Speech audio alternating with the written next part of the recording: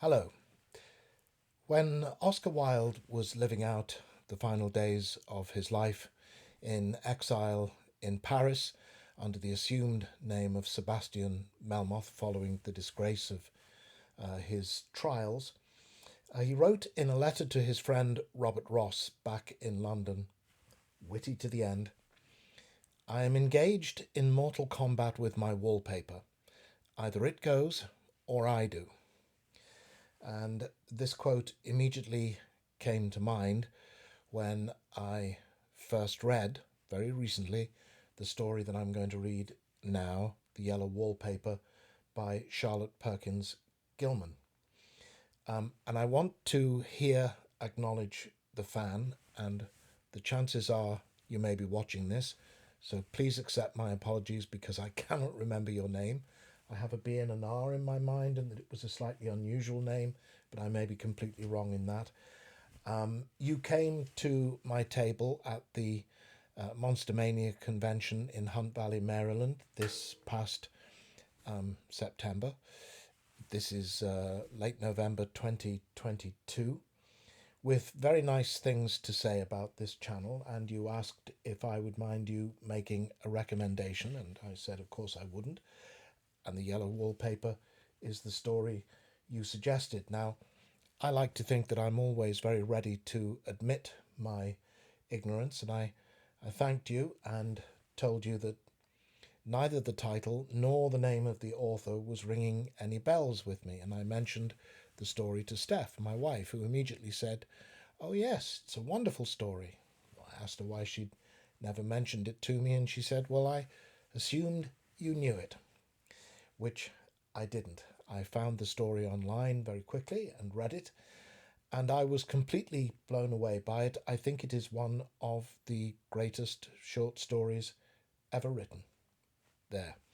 And I followed up immediately by purchasing this collection of her stories, and I've really rather fallen in love with her, and I've earmarked a couple more stories to read on this channel at a later date. Now, I could talk for the rest of the night about this extraordinary and enigmatic story.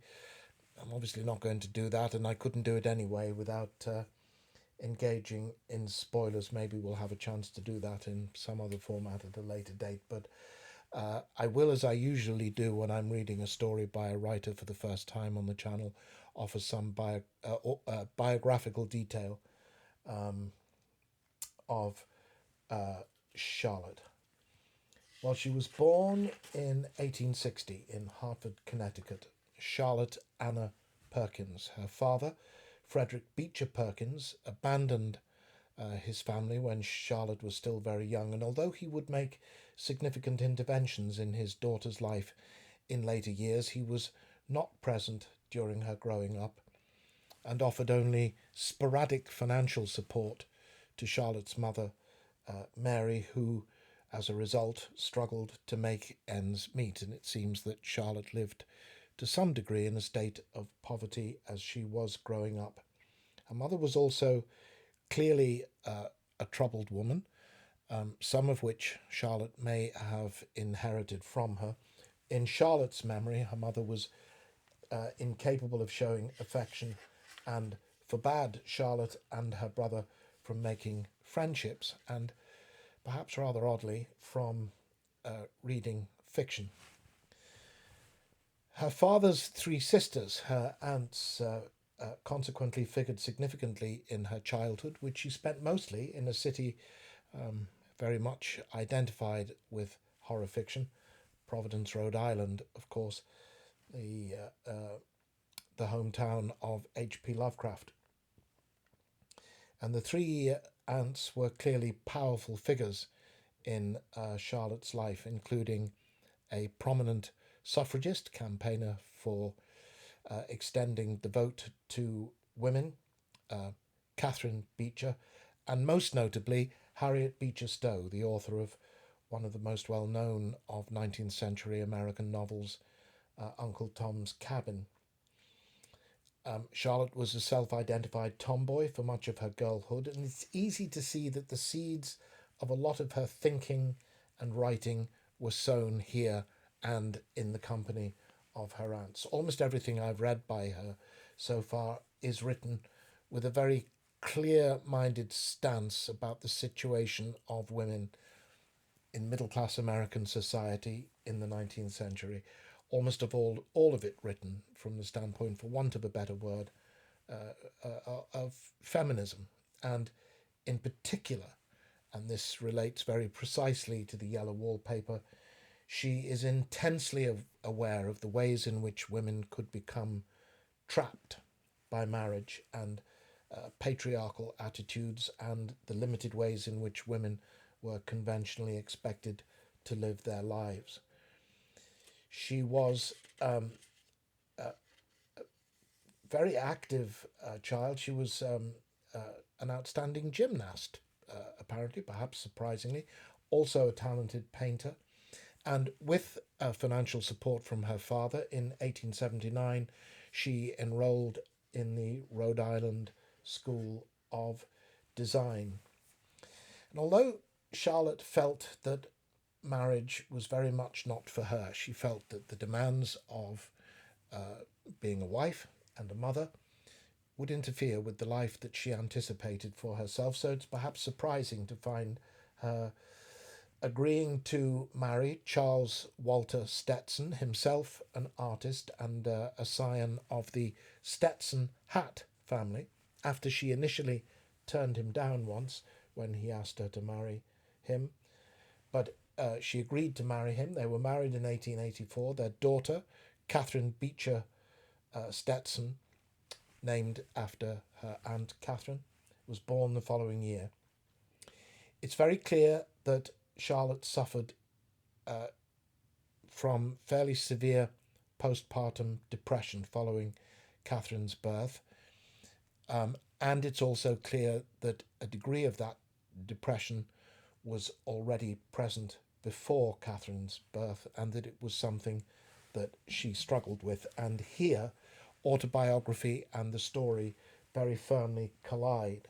In 1913, Charlotte wrote a very short piece which she wrote in response to people who kept asking her the question, and titled simply Why I Wrote the Yellow Wallpaper, and I'm going to quote directly from it now. Quote, "Now, the story of the story is this. For many years I suffered from a severe and continuous nervous breakdown, tending to melancholia and beyond. During about the third year of this trouble, I went in devout faith and some faint stir of hope to a noted specialist in nervous diseases, the best known in the country. This wise man put me to bed and applied the rest cure, to which a still good physique responded so promptly that he concluded there was nothing much the matter with me, and sent me home with solemn advice to live as domestic a life as possible, to have but 2 hours intellectual life a day, and never to touch pen, brush, or pencil again as long as I lived. This was in 1887. I went home and obeyed those directions for some 3 months, and came so near the borderline of utter mental ruin that I could see over. Then, using the remnants of intelligence that remained, and helped by a wise friend, I cast the noted specialist's advice to the winds and went to work again. Work, the normal life of every human being. Work in which is joy and growth and service, without which one is a pauper and a parasite, ultimately recovering some measure of power." Unquote.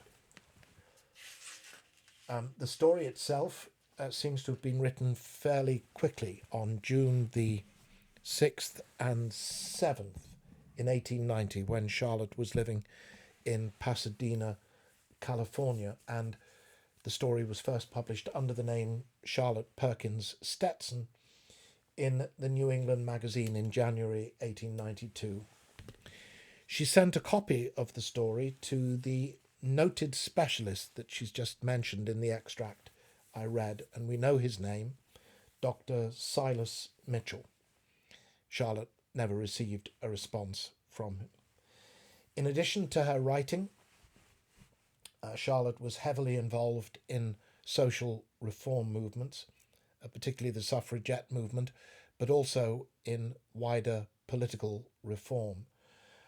She represented California in 1886 at the National American Suffrage Association and also at the International Socialist and Labour Congress in London in the same year. She married again in 1900 to her cousin Houghton Gilman after returning to the East Coast. Houghton died suddenly in 1934, and Charlotte returned again to Pasadena to be with her daughter. By this time, Charlotte had herself been diagnosed with incurable breast cancer, and being a supporter of euthanasia for the terminally ill, to quote from both her suicide note and her autobiography, The Living of Charlotte Perkins Gilmore. She chose chloroform over cancer and ended her life by her own hand, reportedly slipping quietly to sleep on August the 17th, 1935, at the age of 75. So that's the author, and this is the story. And obviously, for the purposes of this story, I'm going to have to ask you to extend, your willing suspension of disbelief, to borrow T.S. Eliot's famous phrase, and accept that I am a woman. The Yellow Wallpaper by Charlotte Perkins Gilman. It is very seldom that mere ordinary people like John and myself secure ancestral halls for the summer. A colonial mansion, a hereditary estate, I would say a haunted house, and reach the height of romantic felicity, but that would be asking too much of fate. Still, I will proudly declare that there is something queer about it.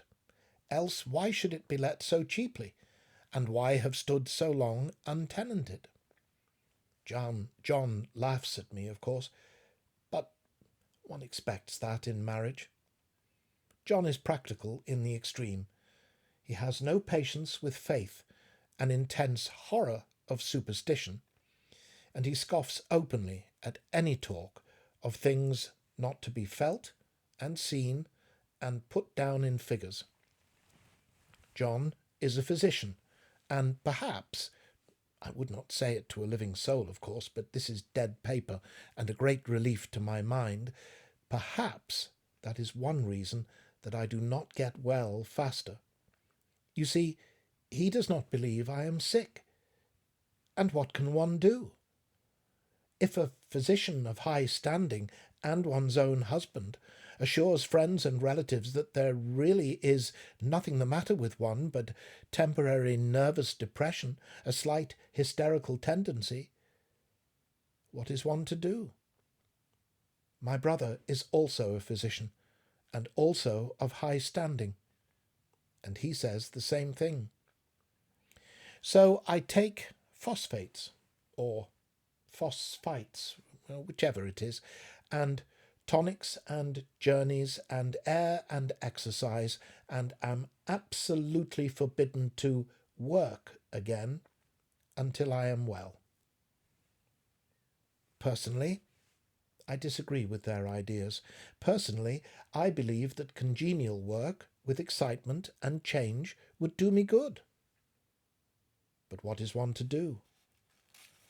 I did write for a while in spite of them, but it does exhaust me a good deal, having to be so sly about it, or else meet with heavy opposition. I sometimes fancy that in my condition, if I had less opposition and more society and stimulus, but John says the very worst thing I can do is to think about my condition, and I confess it always makes me feel bad. So I will let it alone and talk about the house. The most beautiful place. It is quite alone, standing well back from the road, quite 3 miles from the village. It makes me think of English places that you read about, for there are hedges and walls and gates that lock, and lots of separate little houses for the gardeners and people. There is a delicious garden. I never saw such a garden. Large and shady, full of box-bordered paths, and lined with long grape-covered arbours with seats under them. There were greenhouses too, but they are all broken now. There was some legal trouble, I believe, something about the heirs and co-heirs. Anyhow, the place has been empty for years. That spoils my ghostliness, I am afraid, but I don't care. There is something strange about the house. I can feel it. I even said so to John one moonlight evening, but he said what I felt was a draught, and shut the window. I get unreasonably angry with John sometimes. I'm sure I never used to be so sensitive. I think it is due to this nervous condition. But John says if I feel so, I shall neglect proper self-control. So I take pains to control myself, before him at least, and that makes me very tired. I don't like our room a bit. I wanted one downstairs that opened on the piazza and had roses all over the window and such pretty old-fashioned chintz hangings, but John would not hear of it. He said there was only one window and not room for 2 beds, and no near room for him if he took another. He is very careful and loving, and hardly lets me stir without special direction. I have a schedule prescription for each hour in the day. He takes all care from me, and so I feel basely ungrateful not to value it more. He said we came here solely on my account, that I was to have perfect rest and all the air I could get. Your exercise depends on your strength, my dear, said he, and your food somewhat on your appetite. But air you can absorb all the time. So we took the nursery at the top of the house. It is a big, airy room, the whole floor nearly, with windows that look all ways, and air and sunshine galore. It was nursery first, and then playroom and gymnasium, I should judge, for the windows are barred for little children, and there are rings and things on the walls. The paint and paper look as if a boys' school had used it. It is stripped off, the paper, in great patches all around the head of my bed, about as far as I can reach, and in a great place on the other side of the room, low down. I never saw a worse paper in my life. One of those sprawling, flamboyant patterns committing a very artistic sin. I beg your pardon, committing every artistic sin. It is dull enough to confuse the eye in following, pronounced enough to constantly irritate and provoke study, and when you follow the lame, uncertain curves for a little distance, they suddenly commit suicide, plunge off at outrageous angles, destroy themselves in unheard-of contradictions. The colour is repellent, almost revolting, a smouldering, unclean yellow, strangely faded by the slow-turning sunlight. It is a dull yet lurid orange in some places, a sickly sulphur tint in others. No wonder the children hated it. I should hate it myself if I had to live in this room long. There comes John, and I must put this away. He hates to have me write a word.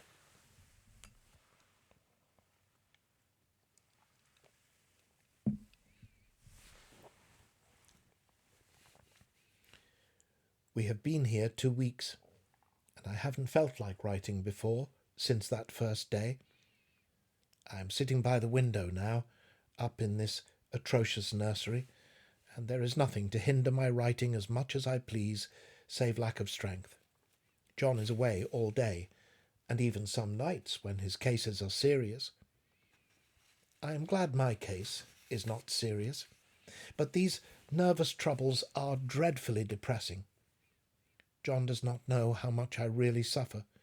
He knows there is no reason to suffer, and that satisfies him. Of course, it is only nervousness. It does weigh on me so not to do my duty in any way. I meant to be such a help to John, such a real rest and comfort, and here I am a comparative burden already. Nobody would believe what an effort it is to do what little I am able, to dress and entertain and order things. It is fortunate Mary is so good with the baby. Such a dear baby, and yet I cannot be with him. It makes me so nervous. I suppose John was never nervous in his life. He laughs at me so about this wallpaper. At first he meant to repaper the room, but afterwards he said that I was letting it get the better of me, and that nothing was worse for a nervous patient than to give way to such fancies. He said that after the wallpaper was changed, it would be the heavy bedstead, and then the barred windows, and then that gate at the head of the stairs, and so on. You know the place is doing you good, he said, and really, dear, I don't care to renovate the house just for 3 months' rental. Then do let us go downstairs, I said. There are such pretty rooms there.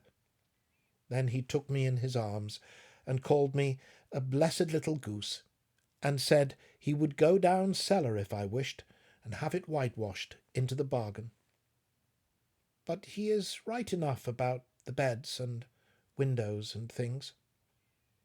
It is an airy and comfortable room, as anyone need wish, and of course I would not be so silly as to make him uncomfortable just for a whim. I'm really getting quite fond of the big room. All but that horrid paper. Out of one window I can see the garden, those mysterious, deep-shaded arbours, the riotous, old-fashioned flowers, and bushes, and gnarly trees. Out of another I get a lovely view of the bay, and a little private wharf belonging to the estate. There is a beautiful shaded lane that runs down there from the house. I always fancy I see people walking in these numerous paths and arbours, but John has cautioned me not to give way to fancy in the least. He says that with my imaginative power and habit of story-making, a nervous weakness like mine is sure to lead to all manner of excited fancies, and that I ought to use my will and good sense to check the tendency. So I try. I think sometimes that if I were only well enough to write a little, it would relieve the press of ideas and rest me. But I find I get pretty tired when I try. It is so discouraging not to have any advice and companionship about my work. When I get really well, John says we will ask Cousin Henry and Julia down for a long visit, but he says he would as soon put fireworks in my pillowcase as to let me have those stimulating people about me now. I wish I could get well faster, but I must not think about that. This paper looks to me as if it knew what a vicious influence it had. There is a recurrent spot where the pattern lolls like a broken neck, and 2 bulbous eyes stare at you, upside down. I get positively angry with the impertinence of it, and the everlastingness.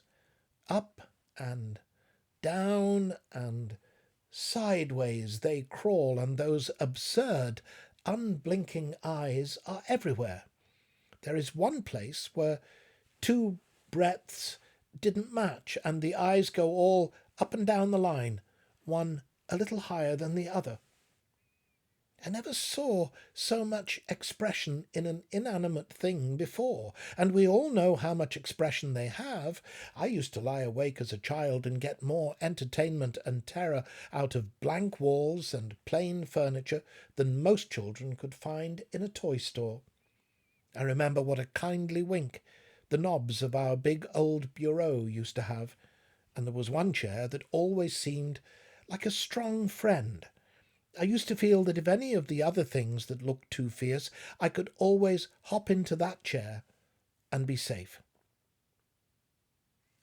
The furniture in this room is no worse than inharmonious, however, for we had to bring it all from downstairs.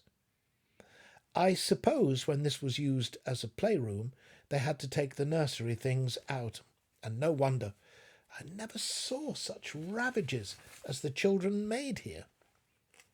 The wallpaper, as I said before, is torn off in spots, and it sticketh closer than a brother. They must have had perseverance as well as hatred. And then the floor is scratched and gouged and splintered. The plaster itself is dug out here and there, and this great heavy bed, which is all we found in the room, looks as if it had been through the wars. But I don't mind it a bit. Only the paper. There comes John's sister, such a dear girl as she is, and so careful of me. I must not let her find me writing. She is a perfect and enthusiastic housekeeper, and hopes for no better profession. I verily believe she thinks it is the writing which made me sick. But I can write when she is out, and see her a long way off from these windows. There is one that commands the road, a lovely shaded winding road, and one that looks just off over the country, a lovely country too, full of great elms and velvet meadows.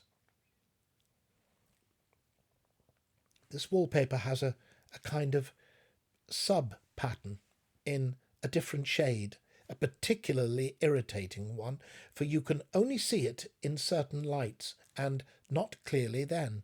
But in the places where it isn't faded, and where the sun is just so, I can see a strange, provoking, formless sort of figure that seems to skulk about behind that silly and conspicuous front design. There is sister on the stairs.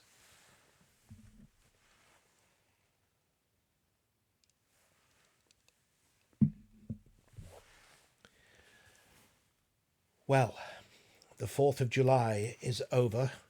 The people are all gone, and I am tired out.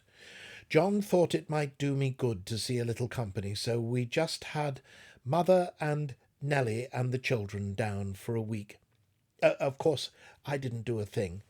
Jenny sees to everything now. But it tired me all the same. Excuse me. John says if I don't pick up faster, he shall send me to Weir Mitchell in the fall. But I don't want to go there at all. I had a friend who was in his hands once, and she says he is just like John and my brother, only more so. Besides, it is such an undertaking to go so far. I don't feel as if it was worth while to turn my hand over for anything, and I'm getting dreadfully fretful and querulous. I cry at nothing, and cry most of the time. Of course I don't when John is here, or anybody else, but when I am alone. And I am alone a good deal just now.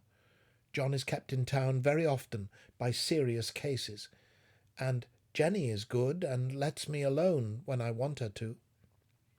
So I walk a little in the garden, or down that lovely lane, sit on the porch under the roses, and lie down up here a good deal. I'm getting really fond of the room, in spite of the wallpaper. Perhaps because of the wallpaper. It dwells in my mind so. I lie here on this great immovable bed. It is nailed down, I believe, and follow that pattern about by the hour. It is as good as gymnastics, I assure you. I start, we'll say, at the bottom, down in the corner, over there, where it has not been touched, and I determine for the 1000th time that I will follow that pointless pattern to some sort of conclusion.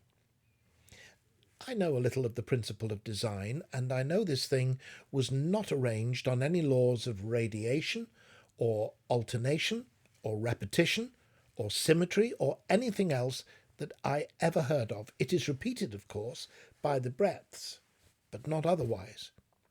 Looked at in one way, each breadth stands alone. The bloated curves and flourishes, a kind of debased Romanesque, with delirium tremens, go waddling up and down in isolated columns of fatuity. But on the other hand, they connect diagonally, and the sprawling outlines run off in great slanting waves of optic horror, like a lot of wallowing seaweeds in full chase. The whole thing goes horizontally too, at least it seems so, and I exhaust myself in trying to distinguish the order of its going in that direction.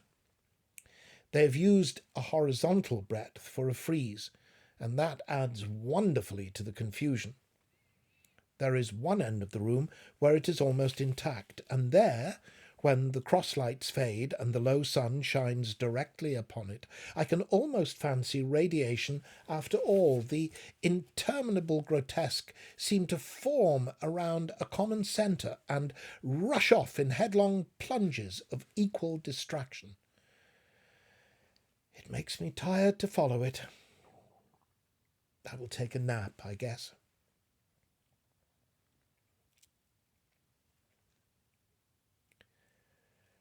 I don't know why I should write this. I don't want to. I don't feel able.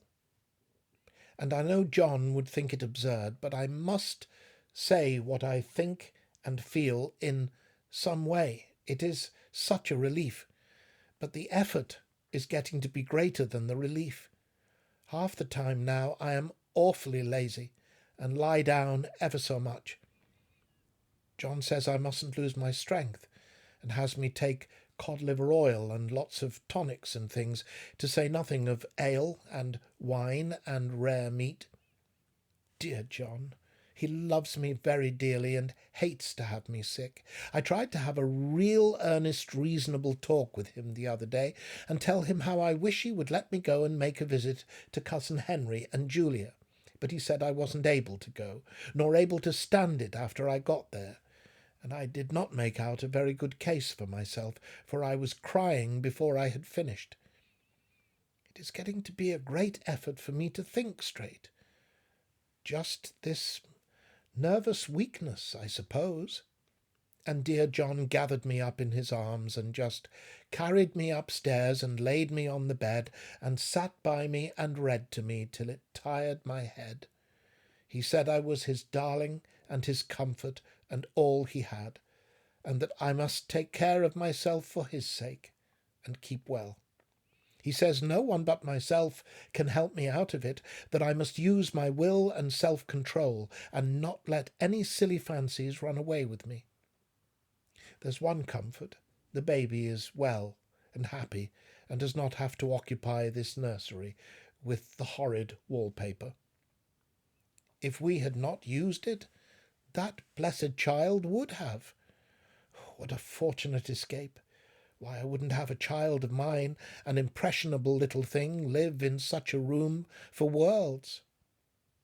I never thought of it before, but it is lucky that John kept me here, after all. I can stand it so much easier than a baby, you see. Of course I never mention it to them any more. I am too wise. But I keep watch of it, all the same. There are things in that paper that nobody knows but me, or ever will. Behind that outside pattern The dim shapes get clearer every day.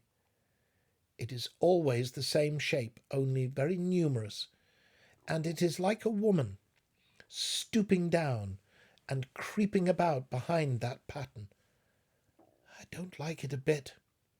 I wonder, I begin to think, I wish John would take me away from here. It is so hard to talk with John about my case, because he is so wise and because he loves me so. But I tried it last night. It was moonlight. The moon shines in all around, just as the sun does. I hate to see it sometimes, it creeps so slowly, and always comes in by one window or another. John was asleep, and I hated to waken him, so I kept still and watched the moonlight on that undulating wallpaper till I felt creepy. The faint figure behind seemed to shake the pattern, just as if she wanted to get out. I got up softly and went to feel and see if the paper did move, and when I came back, John was awake. "What is it, little girl?" he said. "Don't go walking about like that. You'll get cold." I thought it was a good time to talk, so I told him that I really was not gaining here, and that I wished he would take me away. "Why, darling," said he, "our lease will be up in 3 weeks, and I can't see how to leave before. The repairs are not done at home, and I cannot possibly leave town just now. Of course, if you were in any danger, I could and would, but you really are better, dear, whether you can see it or not. I am a doctor, dear, and I know. You are gaining flesh and colour. Your appetite is better. I feel really much easier about you." "I don't weigh a bit more," said I, "nor as much, and my appetite may be better in the evening when you are here, but it is worse in the morning when you are away." "Oh, bless her little heart," said he, with a big hug. "She shall be as sick as she pleases. But now let's improve the shining hours by going to sleep, and talk about it in the morning." "And you won't go away?" I asked gloomily. "Why, how can I, dear? It is only 3 weeks more, and then we will take a nice little trip of a few days while Jenny is getting the house ready. Really, dear, you are better." "Better in body, perhaps," I began, and stopped short, for he sat up straight and looked at me with such a stern, reproachful look that I could not say another word. "My darling," said he, "I beg of you, for my sake and for our child's sake, as well as for your own, that you will never for one instant let that idea enter your mind. There is nothing so dangerous, so fascinating to a temperament like yours. It is a false and foolish fancy. Can you not trust me as a physician when I tell you so?" So, of course, I said no more on that score, and we went to sleep before long. He thought I was asleep first, but I wasn't, and lay there for hours trying to decide whether that front pattern and the back pattern really did move together or separately.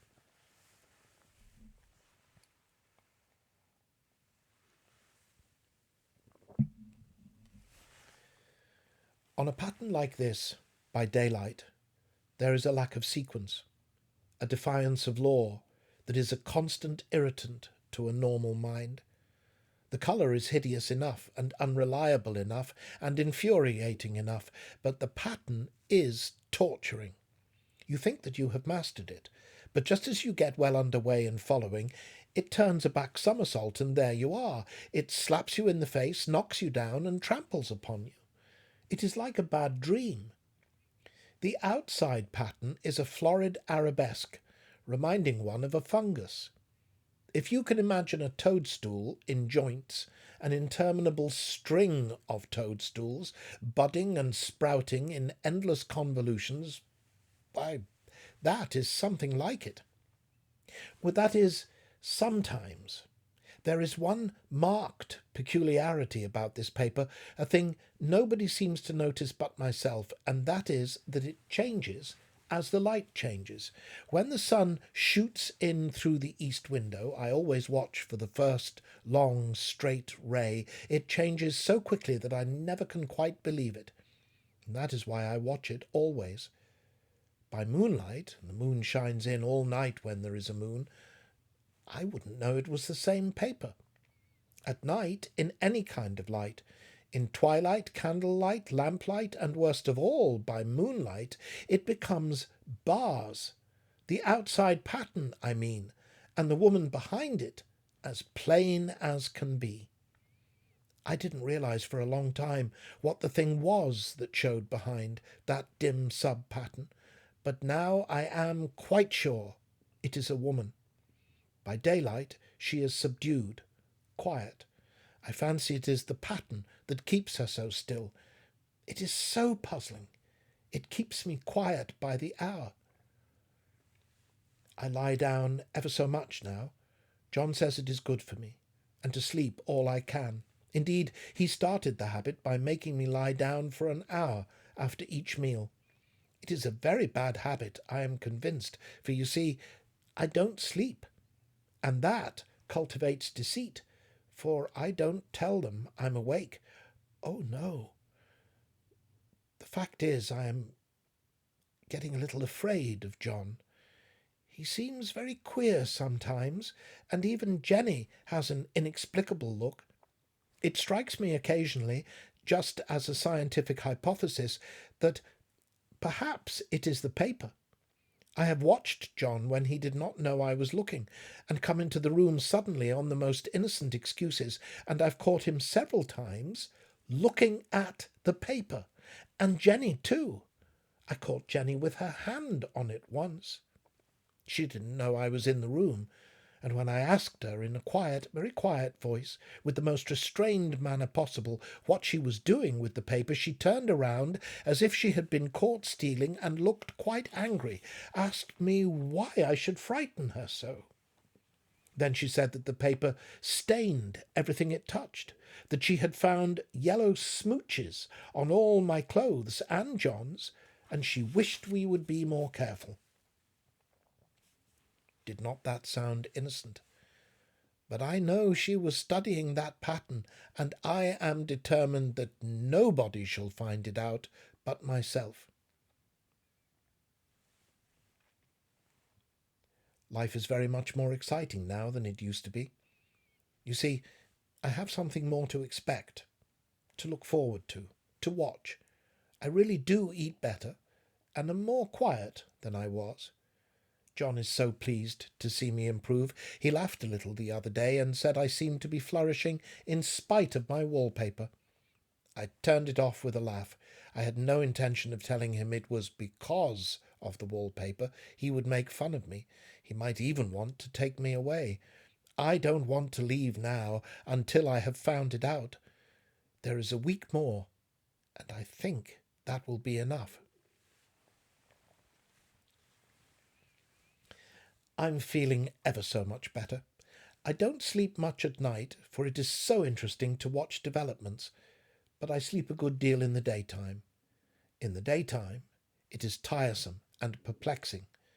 There are always new shoots on the fungus, and new shades of yellow all over it. I cannot keep count of them, though I have tried conscientiously.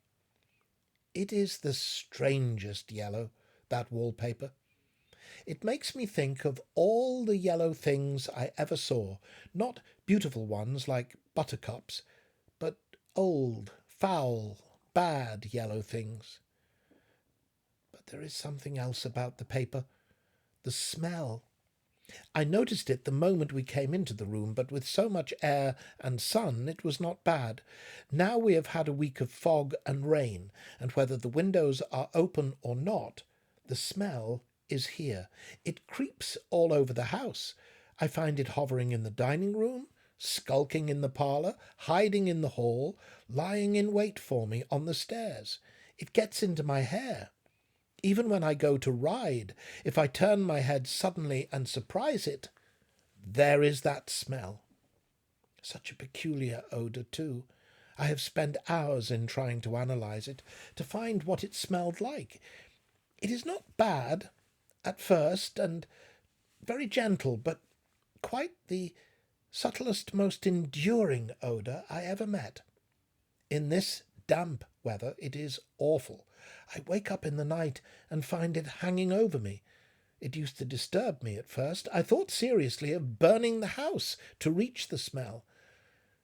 But now I am used to it. The only thing I can think of that it is like is the colour of the paper. A yellow smell.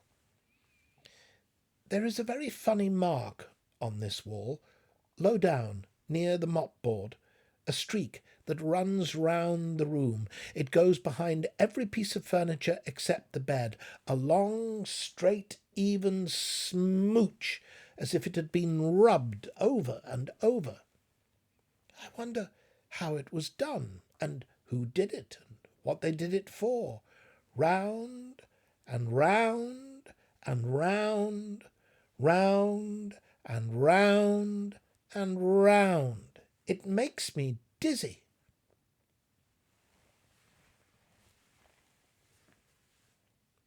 I really have discovered something at last. Through watching so much at night, when it changes so, I have finally found out. The front pattern does move, and no wonder. The woman behind shakes it. Sometimes I think there are a great many women behind, and sometimes only one, and she crawls around fast, and her crawling shakes it all over. Then, in the very bright spots, she keeps still, and in the very shady spots, she just takes hold of the bars and shakes them hard. And she is all the time trying to climb through. But nobody could climb through that pattern. It strangles so. I think that is why it has so many heads. They get through, and then the pattern strangles them off and turns them upside down and makes their eyes white. If those heads were covered or taken off, it would not be half so bad.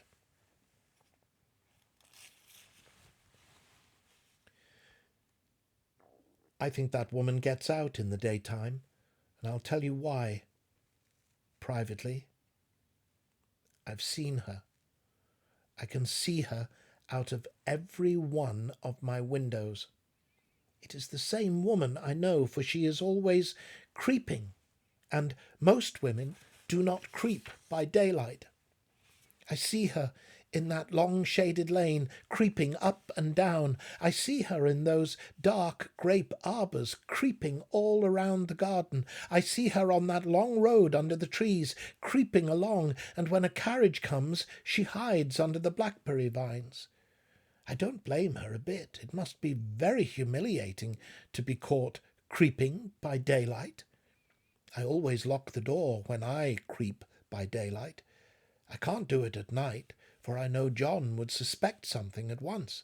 And John is so queer now that I don't want to irritate him. I wish he would take another room. And besides, I don't want anybody to get that woman out at night but myself. I often wonder if I could see her out of all the windows at once, but turn as fast as I can only see out of one at one time. And though I always see her, she may be able to creep faster than I can turn. I have watched her sometimes, away off in the open country, creeping as fast as a cloud shadow in a high wind. If only that top pattern could be gotten off from the under one. I mean to try it, little by little. I have found out another funny thing, but I shan't tell it this time. It does not do to trust people too much. There are only 2 more days to get this paper off, and I believe John is beginning to notice. I don't like the look in his eyes, and I heard him ask Jenny a lot of professional questions about me. She had a very good report to give. She said, I slept a good deal in the daytime. John knows I don't sleep very well at night, for all I'm so quiet. He asked me all sorts of questions too, and pretended to be very loving and kind, as if I couldn't see through him. Still, I don't wonder he acts so, sleeping under this paper for 3 months. It only interests me, but I feel sure John and Jenny are secretly affected by it. Hurrah! This is the last day, but it is enough. John to stay in town overnight and won't be out until this evening. Jenny wanted to sleep with me, the sly thing, but I told her I should undoubtedly rest better for a night all alone. That was clever, for really I wasn't alone a bit. As soon as it was moonlight, and that poor thing began to crawl and shake the pattern, I got up and ran to help her. I pulled, and she shook. I shook, and she pulled, and before morning we had peeled off yards of that paper, a strip about as high as my head and half around the room, and when the sun came and that awful pattern began to laugh at me, I declared I would finish it today. We go away tomorrow, and they're moving all my furniture down again to leave things as they were before. Jenny looked at the wall in amazement, but I told her merrily that I did it out of pure spite at the vicious thing. She laughed and said she wouldn't mind doing it herself, but I must not get tired.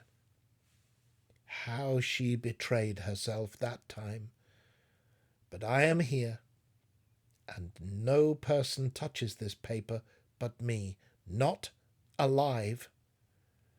She tried to get me out of the room. It was too patent, but I said it was so quiet and empty and clean now that I believed I would lie down again and sleep all I could, and not to wake me, even for dinner. I would call when I woke. So now she is gone, and the servants are gone, and the things are gone, and there is nothing left but that great bedstead nailed down with the canvas mattress we found on it. We shall sleep downstairs tonight and take the boat home tomorrow. I quite enjoy the room, now it is bare again. How those children did tear about here! This bedstead is fairly gnawed. But I must get to work. I have locked the door and thrown the key down into the front path. I don't want to go out, and I don't want to have anybody come in till John comes. I want to astonish him. I've got a rope up here that even Jenny did not find. If that woman does get out and tries to get away, I can tie her. But I forgot I could not reach far without anything to stand on. This bed will not move. I tried to lift and push it until I was lame, and then I got so angry I bit off a little piece of one corner, but it hurt my teeth. Then I peeled off all the paper I could reach, standing on the floor. It sticks horribly, and the pattern just enjoys it. All those strangled heads and bulbous eyes and waddling fungus growths just shriek with derision. I am getting angry enough to do something desperate. To jump out of the window would be admirable exercise, but the bars are too strong even to try. Besides, I wouldn't do it. Of course not. I know well enough that a step like that is improper and might be misconstrued. I don't like to look out of the windows even. There are so many of those creeping women, and they creep so fast. I wonder if they all come out of that wallpaper, as I did. But I am securely fastened now by my well-hidden rope. You don't get me out in the road there. I suppose I shall have to get back behind the pattern when it comes night, and that is hard. It is so pleasant to be out in this great room and creep around as I please. I don't want to go outside. I won't, even if Jenny asks me to, for outside you have to creep on the ground, and everything is green instead of yellow. But here I can creep smoothly on the floor, and my shoulder just fits in that long smooch around the wall, so I cannot lose my way. Why, there's John at the door. "'Tis no use, young man, you can't open it." How he does call and pound! And now he's crying for an axe. It would be a shame to break down that beautiful door. "John, dear," said I, in the gentlest voice, "the key is down by the front steps, under a plantain leaf." That silenced him for a few moments. And then he said, very quietly indeed, "Open the door, my darling." "I can't," said I. "The key is down by the front door, under a plantain leaf." And then I said it again, several times, very gently and slowly, and said it so often that he had to go and see, and he got it, of course, and came in. He stopped short by the door. "What is the matter?" he cried. "For God's sake, what are you doing?" I kept on creeping just the same, but I looked at him over my shoulder. "I've got out at last," said I, "in spite of you and Jane, and I've pulled off most of the paper, so you can't put me back." Now why should that man have fainted? But he did, and right across my path by the wall, so that I had to creep over him every time.